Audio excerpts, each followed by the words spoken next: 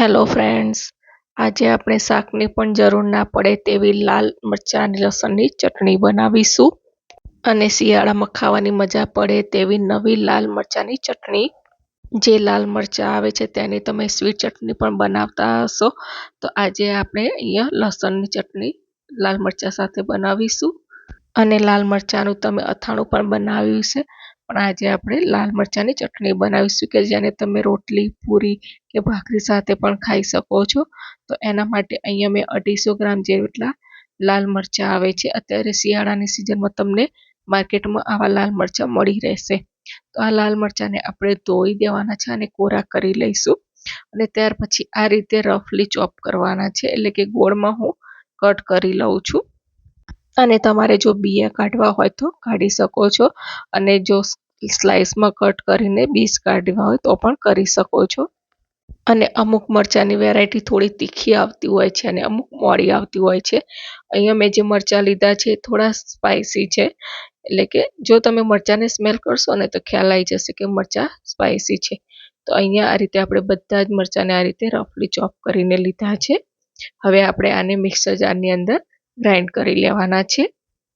તો અહીંયા આપણે મરચાંના બીજ અને ડંઠલ કાઢ્યા છે, એટલે અહીંયા મરચાંનું વજન લગભગ 200 ગ્રામ જેટલું છે. તો એક જારમાં આ રીતે આપણે લઈ લઈશું. હવે એની અંદર 15 થી 20 જેટલી લસણની કળીઓ લેવાની છે.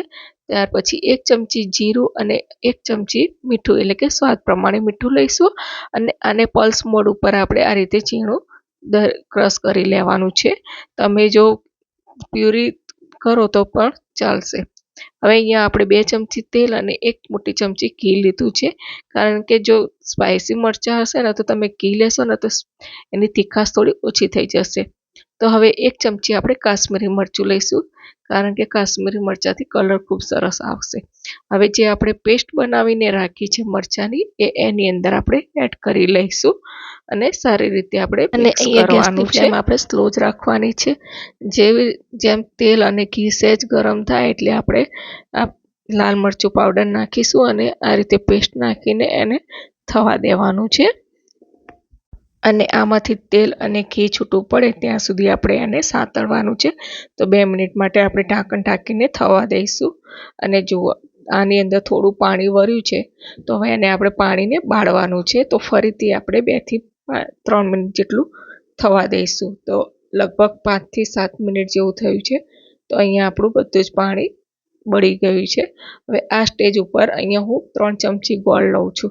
અહીંયા જો તમારા મરચાં મોળા હોય તો તમે 1 ચમચી ગોળ પણ લઈ શકો છો અને તમે જો ચાસણીવાળી કરવી હોય તો તમે ખાંડનો પણ ઉપયોગ કરી શકો છો.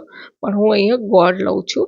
હવે ગોળ થોડો પીગળવા લાગે એટલે આપણે એની અંદર 2 ચમચી જેટલો લીંબુનો રસ એડ કરીશું. તો અહીંયા આપણી ચટણી ખટ્ટી, મીઠી અને એકદમ ટેસ્ટી એવી બનશે. અને જે આપણે લીંબુનો રસ લીધો છે ને એ પ્રિઝર્વેટિવનું કામ કરશે. તો તમારી આ ચટણી અઠવાડિયા 10 દિવસ સુધી બગડશે નહીં.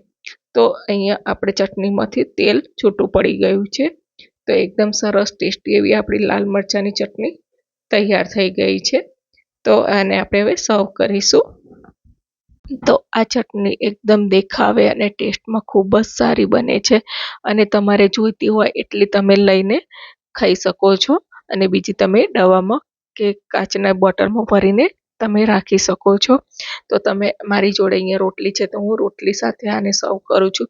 તમે આને ભાખરી, પરાઠા કે પૂરી સાથે પણ ખાઈ શકો છો, એટલી ટેસ્ટી છે. ફ્રેન્ડ્સ, તમે જરૂરથી આ ચટણીનો ટ્રાય કરજો, બહુ સરસ લાગે છે. મળીશું ફ્રેન્ડ્સ નવા વિડીયો સાથે. બાય.